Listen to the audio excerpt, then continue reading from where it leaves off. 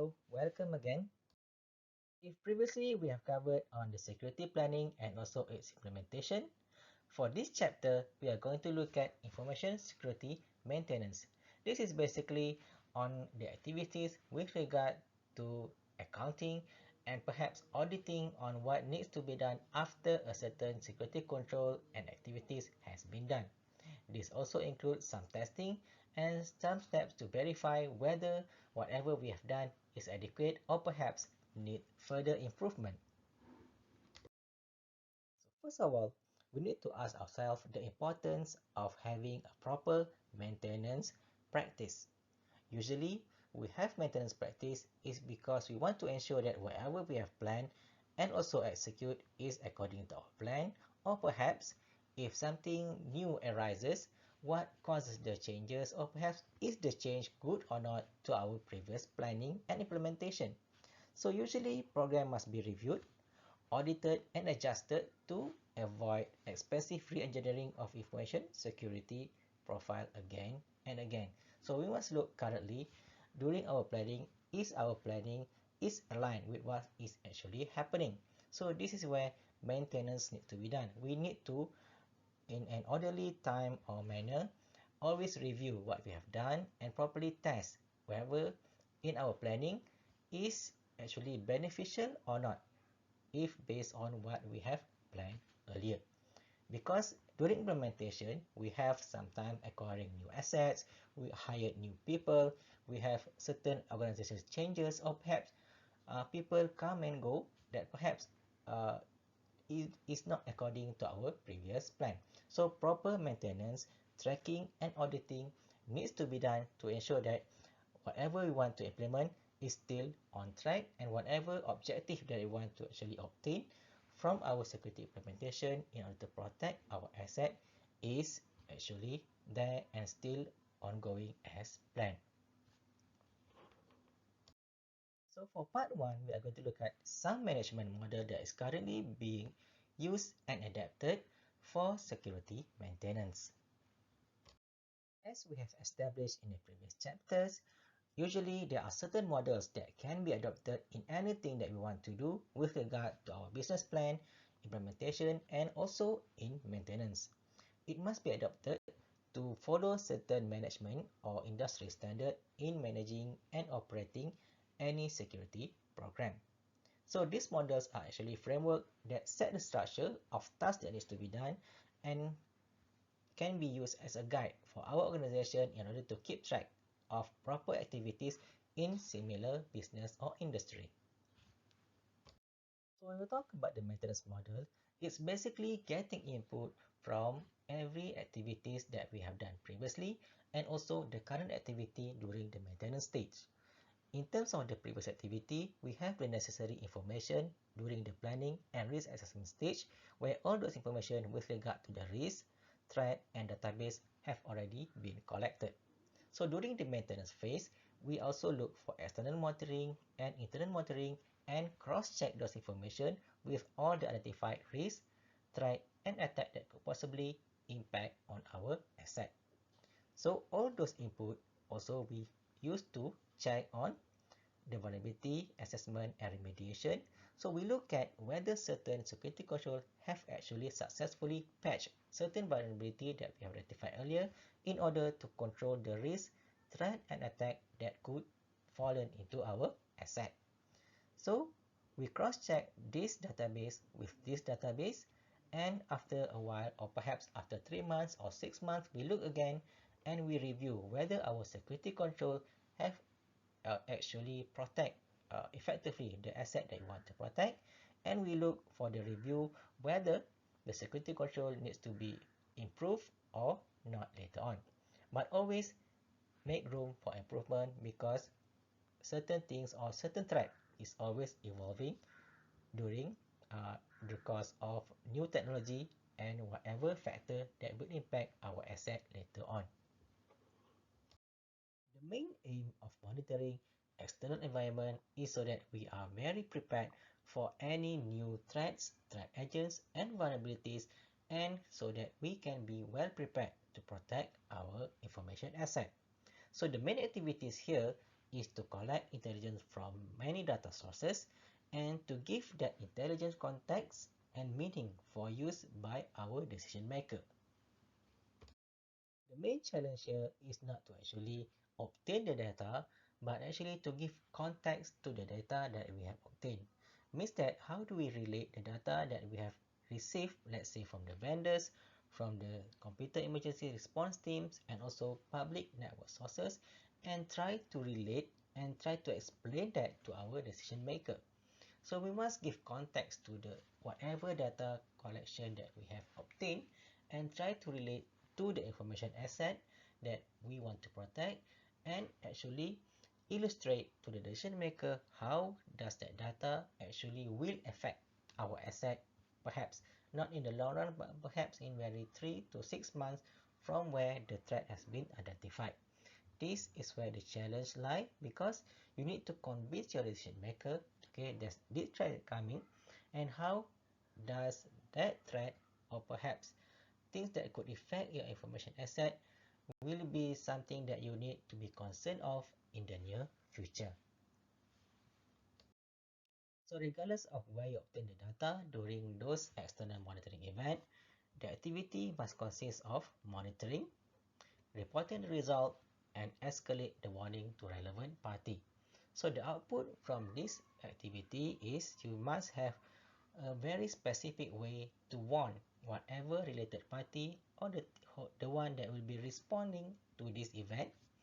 And then the summary of external information means that you must have a very full library of what is the possible threat or collected threat with this regard. And then lastly, the detailed intelligence on highest risk warning. So basically, you must have a full library of what data you have collected and you must actually tailor-make those reports according to who will be using it later on. So you give context to the relevant party means that if let's say the relevant party will be your technical people, so how will you present the data? And if the user of those data is perhaps people from the management, so how you actually present the data? So these are the main concern. You must give proper meaning to the relevant party so that they can respond accordingly and they can do decision based on the information that you have collected. So overall, the main aim here is for you to collect all those knowledge and information in an appropriate format. So these are the activities that you must do. First of all, collect those raw intelligence. So again, regardless of where the data source that you obtain those information, perhaps from monitoring, perhaps from vendor, perhaps from relevant body of knowledge. So you must compile those information, collect them, and give meaning to whatever information that you have collected.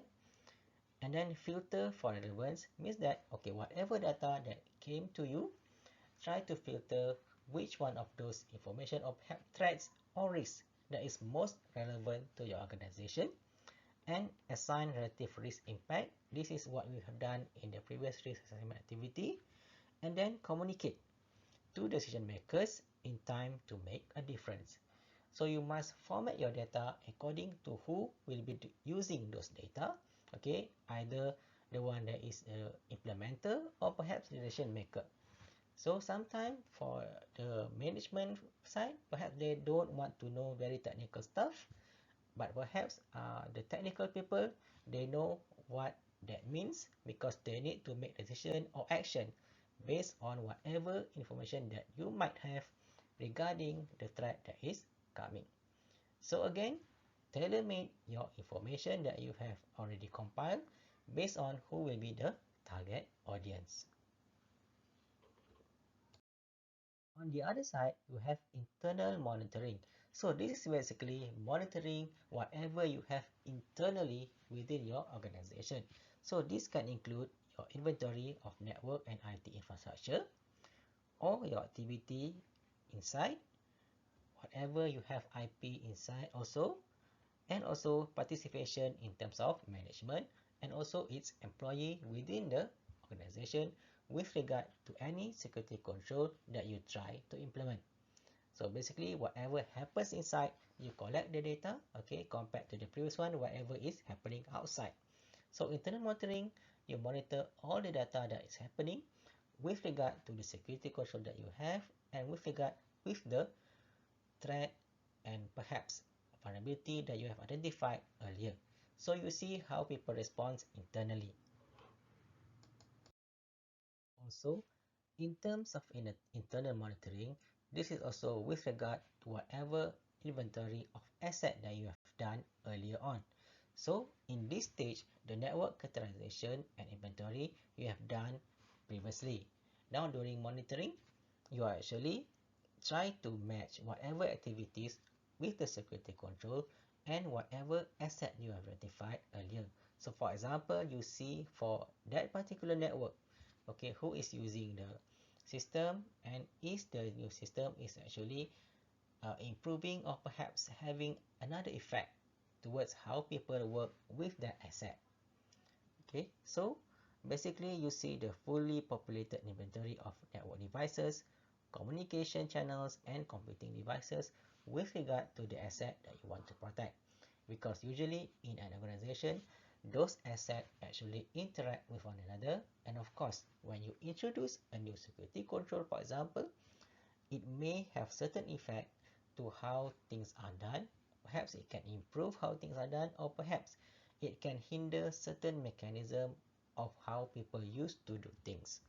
So you see, uh, after you introduce certain security control, how does it affect how people actually work? So these are some categorization of how you actually do things when you are internally monitoring those events.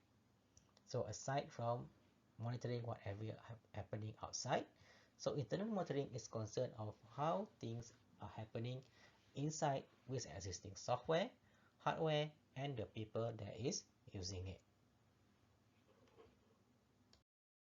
So when you introduce new things into your organization, this is why the role of IT governance is very important. Because when you are introducing new IT facility, new software, new hardware, you also will impact the people there. So you must have proper people that can handle this change to the people and to the environment that you are actually protecting. You don't want your new mechanism to be counterproductive because you want to protect certain things, but perhaps it hinder how people are doing things or doing their job. So in terms of that, you need to properly do this awareness campaign or awareness change so that you can properly uh, recognize whatever challenges that your target group may face and how do you go about with regard to the change. So this can be involving two activities. So it can first of all provide the architecture review boards where you can see which framework that you actually change or effect if you actually introduce certain changes or protection mechanism to protect your asset. And then secondly, you have a IT change control process which involve the plan, build, and implement steps. So plan is basically what are you planning previously. Build actually build the security control, and implement is actually seeing through the whatever you have planned and see whether whatever you have planned have a certain impact during the implementation. So you must have someone who will be managing the change in how people behave or how people interact with the system. Also, one of the management responsibility during this monitoring is to detect differences. Differences is basically you try to detect previously before the implementation, how does people do things, how do they react to certain situation, and then after you implement certain things, you need to actually collect those data on how people actually respond and compare it to how people respond previously. So the differences between the state and the current state, you need to identify it, and if there is actually certain negative or positive changes, you take note and perhaps try to fix it and try to approach the relevant party in order to solve the differences. Okay, so in terms of detecting differences, you can also perform perhaps again interview or face-to-face talk and perhaps a session with the target audience and to see whether whatever you try to implement indeed can improve what they have done previously. You can also do some alpha or beta testing in order to see uh, how people actually receive the security control that you want to implement, perhaps by department, and see how does one department receive compared to another department. So you can also do the comparison that way. The important thing here is that you try to detect whether whatever security control that you want to implement is actually beneficial to the ones that you are protecting. Because at the end of the day, you want to protect the organization. But if the people is actually feeling miserable or cannot function very well, then perhaps there are certain things that you need to review later on or fix. So for part 2, we are going to look at auditing. So you can take 5-minute break and try to review again what we have covered earlier. So if there's something that you need, perhaps ask me later on. Okay, feel free to take note and ask me during the Q&A session later. So for now, we are going to look at part 2, which is auditing. So auditing is basically to check whether whatever you have aimed earlier or whatever is according to industry standard is actually being followed throughout the implementation of the security control that you've planned earlier. So usually before a project actually begins, you have a set of objective or checklist that you can do to actually check the improvement that you have introduced, or perhaps the success of whatever security control that you want to implement. So usually you have a checklist. Just like when you are doing your final year project, for example, you have a set of objective and you have a set of project outcome. So during auditing, you will check whether whatever you wish to accomplish through the security control is actually successful, or there are certain uh, kinks that you need to fix later on during the perhaps improvement session. So the purpose of auditing here is to see the success of your implementation and through the checklist that you have earlier on. So this auditing process can either be manual or automated. So basically the auditing here is for you to assess the system and its success in whatever you aim for it to accomplish during the monitoring process. And usually it is be done constantly, perhaps once a month, twice a month, to see whether whatever you want to implement is actually on track, or perhaps there are certain things that you need to fix because you see the problem during the auditing session. So the standards of auditing, you can actually follow or try to search on this information. So basically for auditing information system, you can based on the ISO 27002, or you can also based on the NIST cybersecurity framework, the ITIL, the COVID, and also the COSO.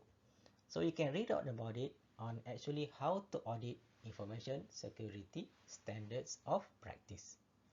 But basically, the base thing that you try to measure during the auditing process is usually you have the set of objective and you cross-check during implementation, okay, whether whatever that has been done is actually successful, and compare it to the objective that you want to obtain from the very beginning of the project, and is it successful at the end of the project or not. So these are some of the example questions that you can ask, or perhaps can be the core of how you measure or audit certain security control that you want to implement. So for example, if you actually implement policies in terms of security control, so you can ask, are the security policies sound and appropriate for the business activity? Means that if you want to write a new policy, is that policy is actually suitable for this business or activity that you are doing inside the organization? And then, are the controls supporting your policy? So there is one way, you have the first, you have the policy, and then secondly, you have the support of the actual control. Do you have the proper procedures? Do you have the proper law supporting the control or not?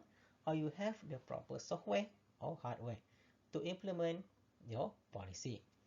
And then also, is there an effective implementation and upkeep of the control? Means that do you have a proper way to actually audit when people are doing things using certain software and hardware? Who is actually monitoring the use of those software and hardware?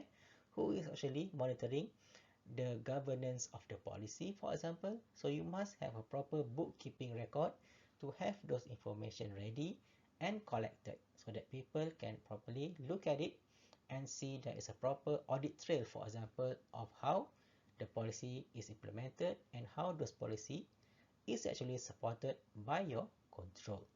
The important thing is here is that you have your policy. You want to see the success of your policy. You want to see whether that policy is actually helpful in protecting the asset. So from those core questions, you can also follow the security review cycle. So first of all, the first step in the cycle is to secure. This is the step where you ensure that the control work and protect the intended level of security. So you have the policy.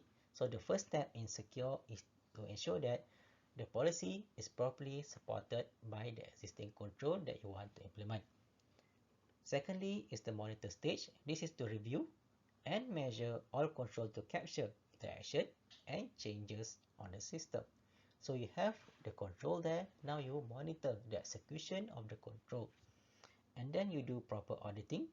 This is where you review the logs and overall activities with regard to the monitoring function that you have already established and want to implement.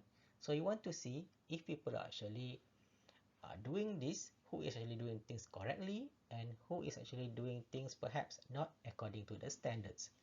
And then if you have proper data, perhaps after 2-3 months, you try to improve. So this is where you collect all the data, you try to interpret the data and try to see whether there is a certain shortcomings in whatever is done during the implementation. So then you begin again the cycle to secure, which is you see whether the control work or not, and then you monitor, you audit, and improve again from time to time. Again, protecting the security in terms of protecting your asset is always a very evolving and continuous process that you need to remember. Always not just satisfied with one implementation or one cycle only, because also outside the threats are evolving, so your security control also need to be improved from time to time. So before doing auditing, you must determine what is actually acceptable. So you must have a proper definition of acceptable and unacceptable action, and you create standard based on those developed and endorsed standards bodies. So basically, for example, you have the policy beforehand and you have the procedures. So the procedures usually will describe what can and cannot do with regard to obtaining the policies. So what is actually acceptable? Let's say in terms of entering a certain premise, you want your employee to always have their key card, for example. And if they don't have a key card, so what are the other action? Perhaps they need to report to the manager, and perhaps they will need to have a separate bookkeeping on the employee entry. And who can verify those actions also need to be defined. So during auditing, you will actually see each and those procedures and activities, how are they actually implemented. So in terms of making sure the staff always have a key card, so what are the practice and SOPs in making sure the staff always have the key card on them? Or if they don't have a key card, so what are the backup plan? So how will they actually enter the premise of the building? Who will monitor their entry? Who will actually have a proper log of their entry in the organization? So you must have a proper way to keep track of every activity with regard to any security control that you have implemented. So what is acceptable? What is unacceptable? Do you have a proper record of those activity, whether acceptable or unacceptable behavior? So the areas where audits can be done can be large in scope or very narrow. So large in scope, it can cover entire department or business function, or perhaps for narrow, one specific system or control. For example, for one entire department or business function, perhaps for doing transaction, you will require username and password. Or if your department is handling the financial transaction, so for that very activity, each user will have a proper way to have proper access to that particular transaction. So that is one department. So if one specific system control, it means that you scrutinize every bit of module inside the system. So let's say you are actually monitoring just the password system, and then just the buying and perhaps selling system, and perhaps how do you actually doing the printing of transaction. So you scrutinize each and every component, not just the whole uh, surface of transaction only. So perhaps uh, overall you have the transaction function, but inside the transaction function there are some mini modules with that will contribute to the bigger function there. So you can either audit the system through the components, or you want to audit system just on the surface only, depending on the objective, whether you want to scrutinize the system or you want to see how does people interact with the system. Again, depending on the objective of the audit, you want to see bookkeeping or you want to see how does the system function as a whole. Hence, in terms of scrutinizing the audit, you must see what are you actually looking for during the audit activity. Okay, so you can see whether the controls is appropriate or not. The level of security control is suitable for the risk that you want to actually address. Secondly, is the system installed correctly? Okay, is the security control in the right place and working well? Again, check with the objective of the system and check with the control that you are actually installing. Is it aligned? Is it actually contributing to the success or the obtain of the objective? Third is addressing the purpose. Is the security control effective in addressing the risk that it was designed to address in the very first place? So you have properly identified these are the risks, these are the assets that you want to protect. So you have the security control. So you properly align the risk and the security control that you implement, whether the activities fully support each other, okay, in terms of making the objective of the project in the very first place successful. So this is the purpose of the audit. You want to see whatever you try to achieve is achievable through the security implementation that you are actually executing. Okay, not just simply you scrutinize each and every bit of things in the organization, but you must have a proper objective to make sure that whatever control that you actually installing, implementing, is actually contributing to the protection of your asset. Only if you successfully identify those needs, then you can properly define your audit plan. So first of all, define the objective of your audit. Okay, so you determine which system or business process that you want to review and audit. Secondly, define which areas of assurance that you want to check. And then identify the personnel who will participate in the audit. Because basically any system will have this component of people, software, and hardware with regard to the security control that you want to actually implement. So you have this policy, you have this hardware and software that actually support the policy, and you have the people or the implementer that will use the software and hardware in order to achieve the policy. So these components must work together and you must properly identify them when you want to do the auditing. Also, in terms of identifying what to define during the scope of the plan, you can use this guideline. So first of all, you can survey the site, try to understand the environment and the connection between the components of the organization. Who are the people, what are the existing software and hardware to the existing control that they have to protect the asset. Secondly, perhaps you can look at documentation, both during planning and implementation.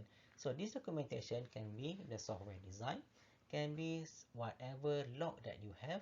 Try to review whatever existing process that you have. And then review risk analysis output.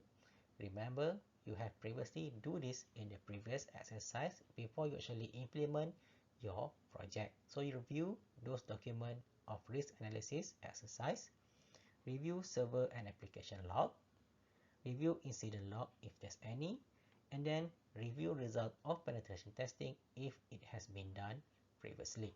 So these are the areas where you can look for scope that you can actually use for measurement when you want to measure the success or when you want to audit activities with regard to the security control that you are auditing. And also the audit domains can actually cover the IT infrastructure because aside from the software, you are actually looking at the hardware. So the audit domain can be the remote access location, the WAN, the LAN, the workstation, the internet services, and also the system and major application. So basically, these are the software and hardware components that you want to audit. So you can also use this as the guideline of which part of the infrastructure that you can actually look for in terms of doing auditing. So these are just an example of what you can look for during the auditing.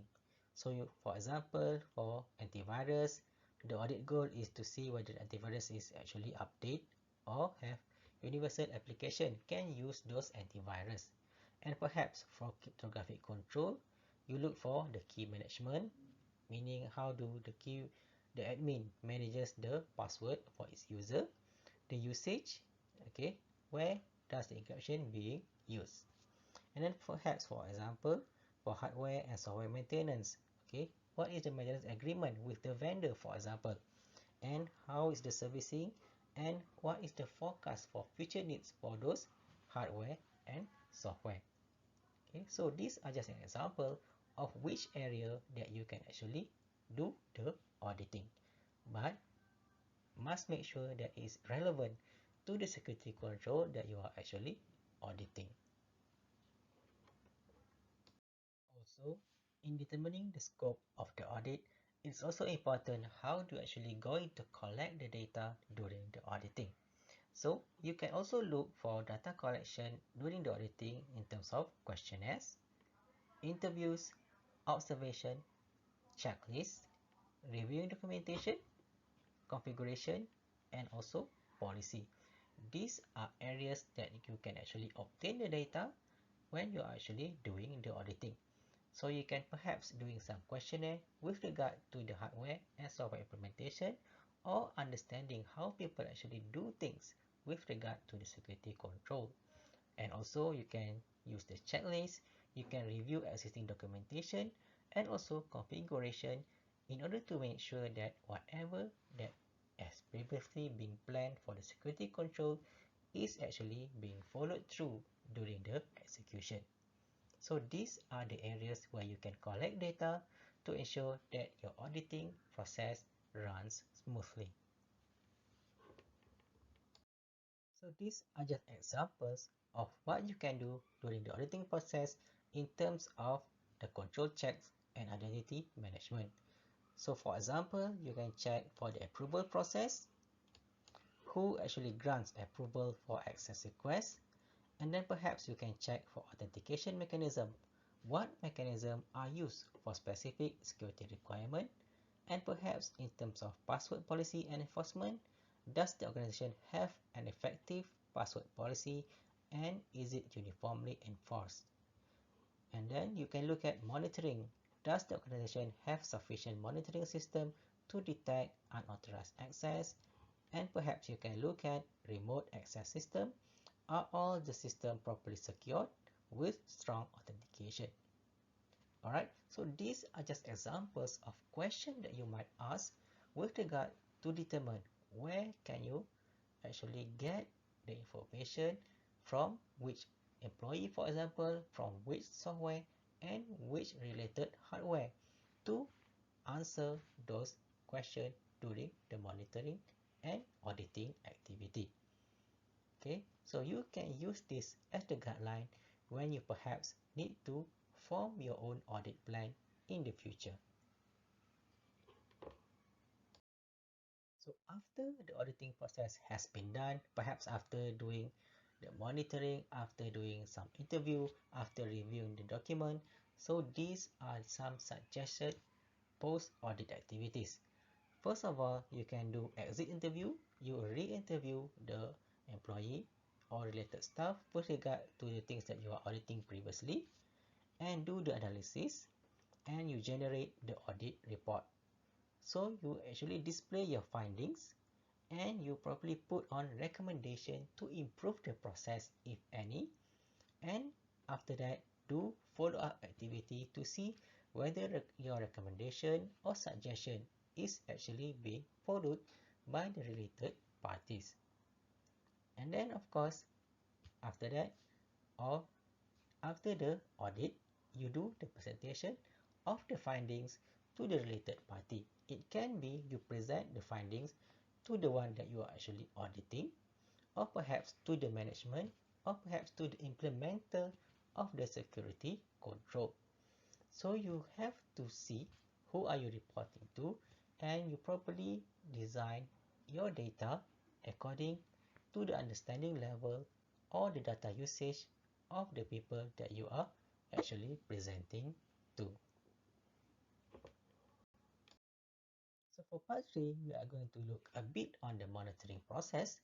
So before we continue to this part, you can take a 5-minute break and perhaps can review back whatever we have covered so far in part 2 or auditing chapter. Right, so now we are going to continue for part 3, which is on monitoring. So previously, we have covered on auditing with regard to perhaps external party that wants to review whether you have successfully implementing or correctly implementing with according to what you have planned.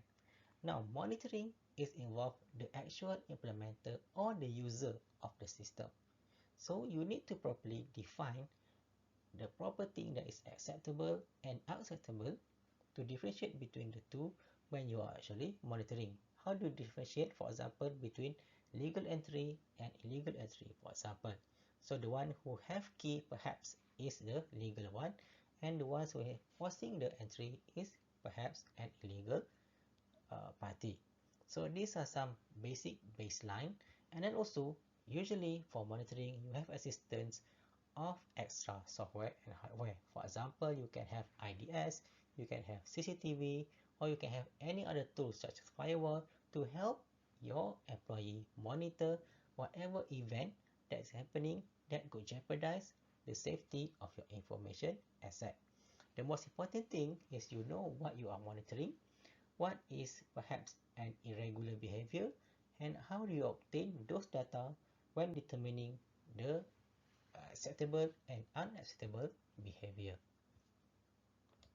So from that, you can categorize those monitoring activity in terms of real-time monitoring, non-real-time, and also log activities. Real-time means that things that is happening currently or during live streaming or live monitoring. This can be done or obtained from host IDS or data loss prevention mechanism. For non-real-time, perhaps when you look at the system log or what has happened previously. You can also sometimes monitor an irregularity by referring back to the system log. For example, you want to see the previous night there is a theft happening or forced entry. So you check in your CCTV, for example, is there any irregularities, or in your system log. Okay, when is the event actually happening, so that you can pinpoint perhaps, for example, the entry come from which IP address, which location, and at what time, because you want to differentiate between irregular practice of activity and an irregular activity. So from there, you can try to specify what happens and do you properly have a proper way to collect those data and present those data if certain event actually happen. So differentiate between real-time, non-real-time, and log activities.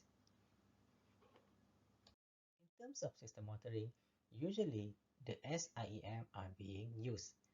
Basically, each organization, usually big organization, require the use of SIEM to monitor event that is happening to the organization. So this can be monitored to the event logs, access log, security log, and audit logs. Event log is actually monitoring every event that is happening. Access log is access to perhaps sensitive information. Security log perhaps collect data of security related events. There is a breach, for example, irregular activities, and audit log is defined events that provide additional input to audit activities. So this can include additional activity with regard to the event, access log, and security log to properly give a proper description if let's say certain event is happening, so it can be reflected by the collection of data from all these logs. It is also good to have as many information as you can and make sure that that information contain context to what is happening to the protection of your asset. Depending on how you are collecting the data, these are examples of where you can get the log information. So for example, you can get log information from antivirus service, web services, host IDS, low-level OS log, or any of the devices that you have installed throughout your organization. So it can also be the firewall, the router, and the switches, which all contributed to the logging of the host. So this is important if let's say certain event that is happening. So you want to see perhaps where is the source or the cause of the problem. Where does it come from? What time does it happen? Which IP does it originate from?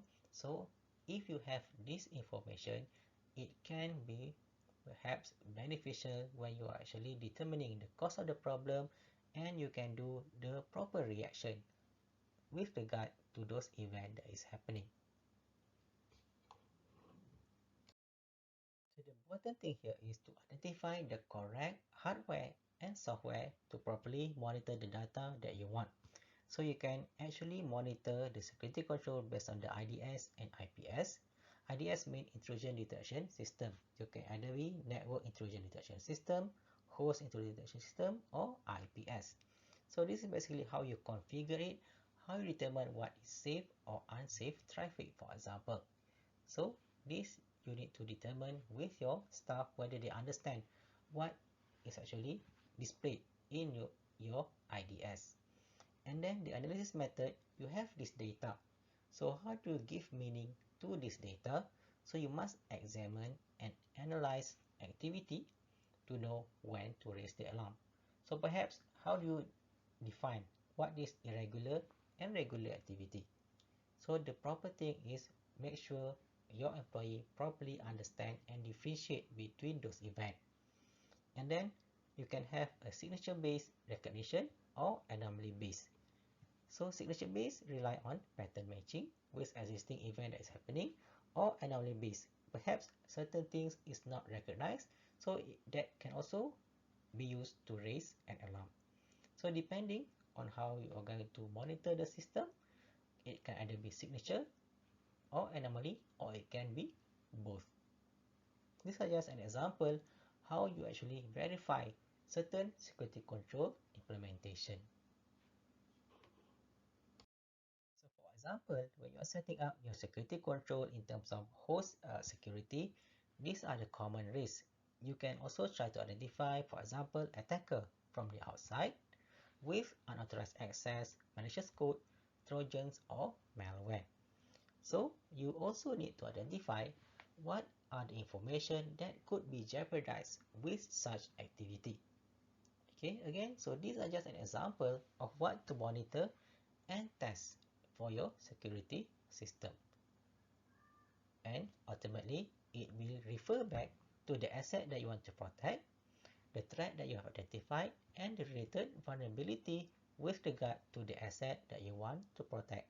So once you have properly done that earlier, then you can properly try to assess how does the security control try to protect the asset from this possible risk.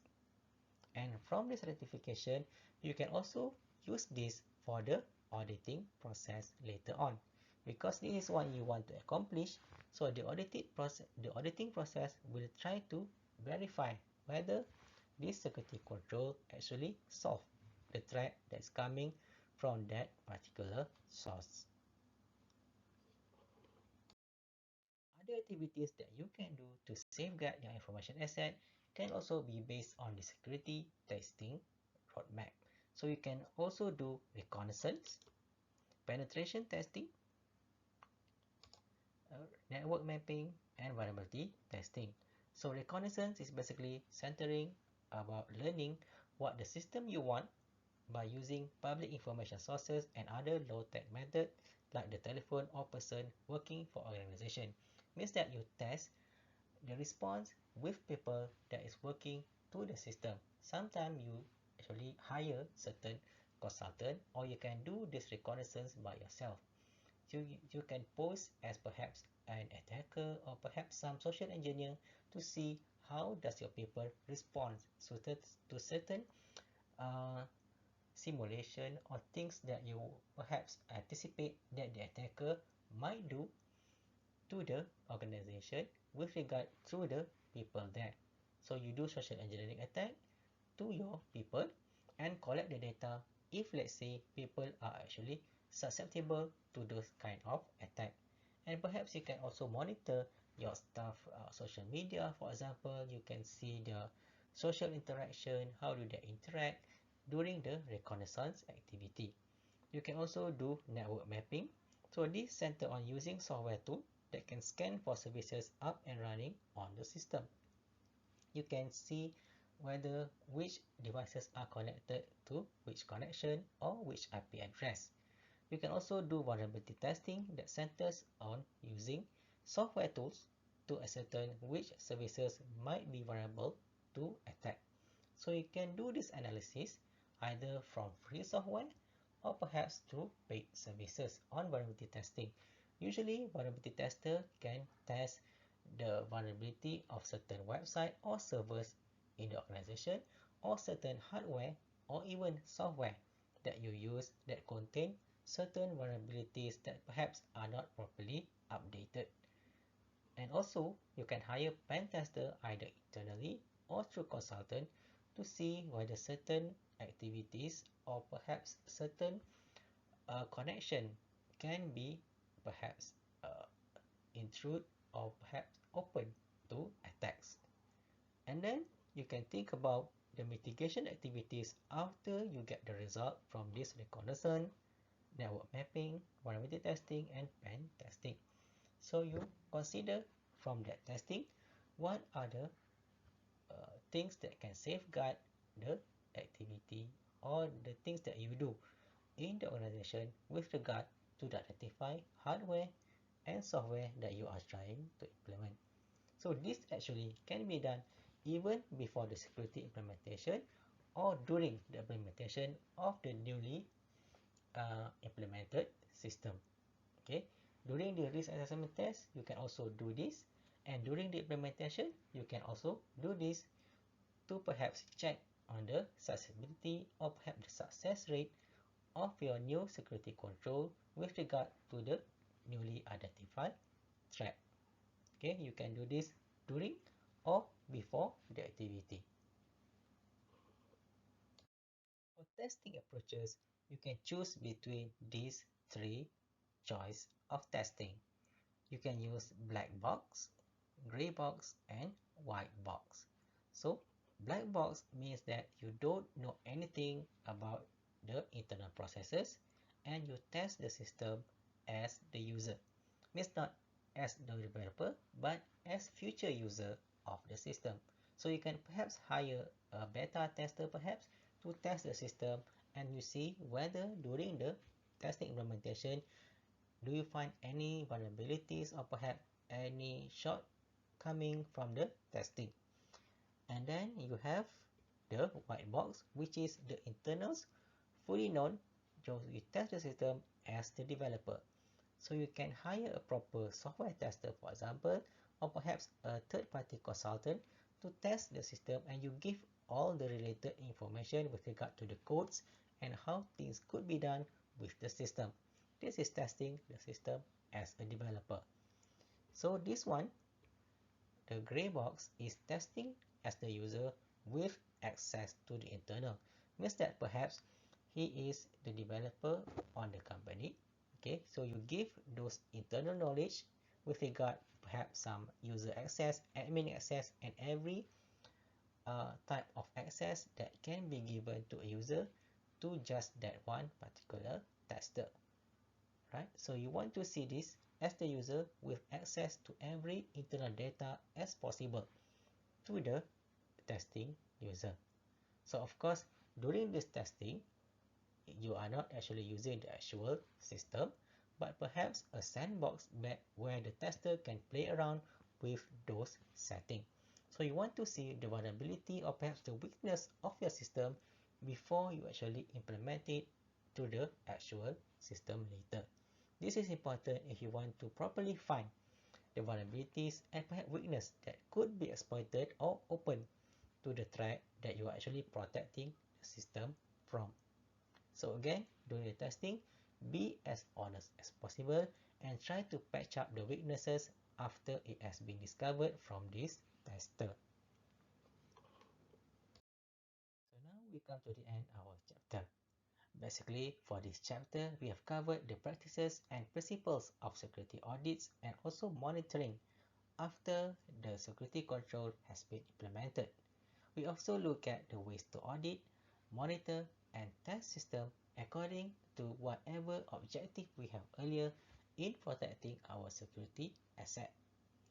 So again, we begin all this activity from our asset identification, the related threat, and also the vulnerability that we want to actually fix during our new security control. And remember, any security control must have a proper policy and procedures that support it, and also the people, the implementer, and proper hardware and software that supports those procedures. So I hope this knowledge can be beneficial to you in the future, and I thank you again for joining this session. So I hope I will see you again in the future. All the best.